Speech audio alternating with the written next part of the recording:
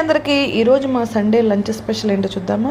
ముందుగా అయితే నేను వైట్ రైస్ అయితే పెట్టేశానండి కుక్కర్లో. తర్వాత వచ్చేటప్పటికి చేపల పులుసు చేశానండి. ఇది చేపల పులుసు వచ్చేటప్పటికి ఎండి మామిడి ముక్కలు ఉంటాయి కదా, ఆ మామిడి ముక్కలతో అయితే పెట్టాను. చాలా టేస్ట్గా ఉంటుంది. ఆ మామిడి ముక్కలు ఎలా చేసుకోవాలన్నది కూడా వీడియో పెడతానండి తొందరలో.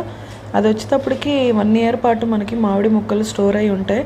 మనకి ఎప్పుడు కావాలన్నా మామిడి ముక్కలను వేసుకోవచ్చు. తర్వాత ఫిష్ ఫ్రై అయితే చేశాను. ఈరోజు మార్నింగ్ అయితే ముద్దపప్పును మెంతుకూర టమాటా పచ్చడి చేశానండి. దీనితో పాటు అయితే కానీ రొయ్యలు వేపుడు కూడా చేస్తున్నాను. ఈ రొయ్యలు వేపుడు వచ్చేటప్పటికి టైగర్ రొయ్యలు అంటారు కదా, అవి పెద్ద రొయ్యలతో రొయ్యల ఫ్రై అన్నది చేస్తున్నాను. ఈ వీడియో కూడా పోస్ట్ చేస్తానండి. సింపుల్గా రొయ్యలు ఫ్రై చేసుకుంటే చాలా టేస్టీగా ఉంటుంది. ఈరోజు మా సండే లంచ్ స్పెషల్ అండి. ఆ కుక్కర్లో అయితే కాకరకాయ ముక్కలు అయితే కాకరకాయ కారం కోసం ఉడకబెట్టేశాను. ఈరోజు మా లంచ్ స్పెషల్ ఇది. వీడియో నచ్చితే లైక్ చేసి ప్లీజ్ సబ్స్క్రైబ్ చేసుకోండి.